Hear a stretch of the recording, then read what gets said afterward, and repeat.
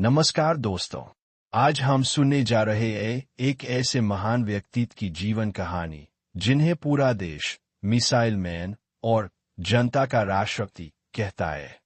ये कहानी है एक छोटे से गांव के साधारण से लड़के की, जो कभी अपने घर का खर्च चलाने के लिए अखबार बांटता था, लेकिन बाद में भारत को दुनिया की सबसे बड़ी ताकतों में शामिल करने वाला वैज्ञानिक और राष्ट्रपति बना। ये कहानी है डॉ. अब्दुल कलाम की। बचपन की शुरुआत 15 अक्टूबर 1931 तमिलनाडु के रामेश्वरम गांव में एक बच्चे का जन्म हुआ। उसका नाम रखा गया अबुल पकीर जैनुलाब्दीन अब्दुल कलाम। उनका परिवार बहुत साधारण था। पिता नाव जलाकर रोजी कमाते थे और मां गृहिणी थीं।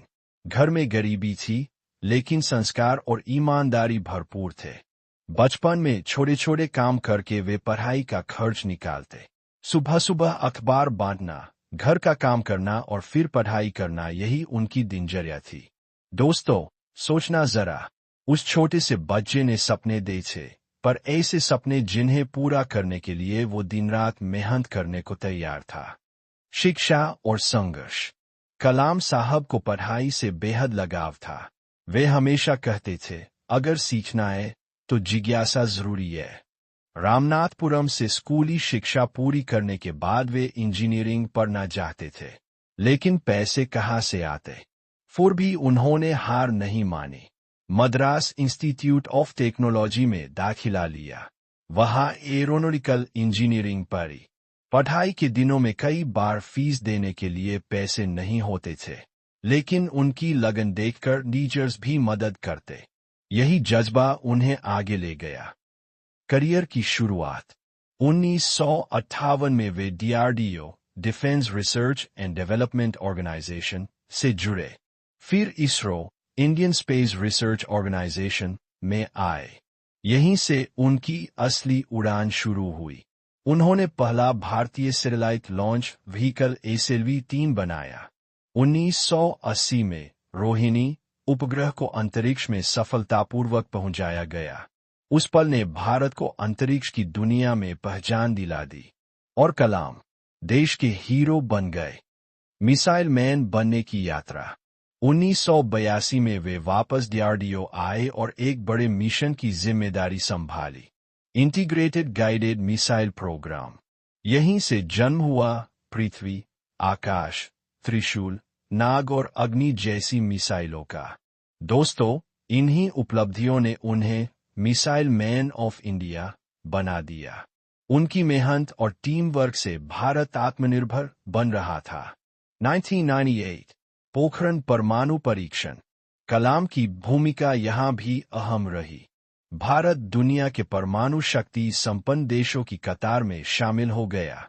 ये पल सिर्फ एक वैज्ञानिक की जीत नहीं थी, बल्कि पूरे भारत का गर्व था। एक वैज्ञानिक, एक लेखक। कलाम सिर्फ वैज्ञानिक नहीं थे, वे लेखक भी थे। उनकी किताबें wings of fire, ignited minds, India 2020 युवाओं के लिए आज भी प्रेरणा का स्रोत है। वे कहते थे, सपना वो नहीं जो आप सोते समय देखते हैं, सपना वो है जो आपको सोने न दे। दोस्तों, यही लाइन आज भी लाखों लोगों को आगे बढ़ने की हिम्मत देती है। राष्ट्रपति काल 2002 में डॉ. अब्दुल कलाम भारत के 11वें राष्ट्रपति बने, लेकिन वे आम राष्ट्रपति नहीं थे, वे जनता के राष्ट्रपति थे। उन्होंने राष्ट्रपति भवन के दरवाजे बच्चों और युवाओं के लिए खोल दिए। जहां भी जाते, छात्रों से मिलते, बातें करते और उन्हें प्रेरित करते। उनकी सादगी और प्यार ने हर दिल जीत लिया। राष्ट्रपति होते हुए भी उन्होंने कभी खुद को जनता से अलग नहीं किया। विचार और व्यक्तित्व।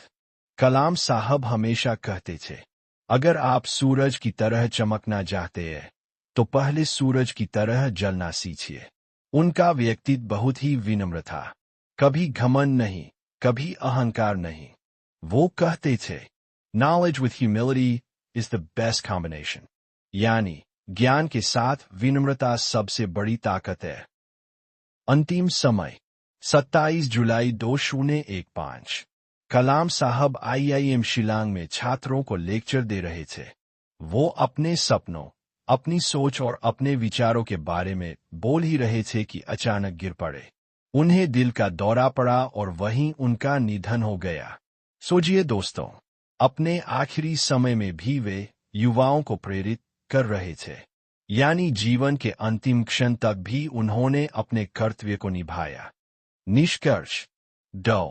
अब्दुल कलाम का जीवन हमें यह सिखाता है कि गरीबी, कठिनाई और मुश्किलें कभी रुकावट नहीं बनती। अगर आपके पास सपने हैं और उन्हें पूरा करने का जुनून है। वो सिर्फ वैज्ञानिक नहीं थे, न सिर्फ राष्ट्रपति थे, वो करोड़ों भारतीयों के सपनों की ताकत थे। दोस्तों, उनके जीवन से एक ही संदेश मिलता है, सपने देखो, मेहनत करो और उन्हें पूरा कर दिखाओ। यही है असली श्रद्धांजलि उस महान आत्मा को। जय हिंद।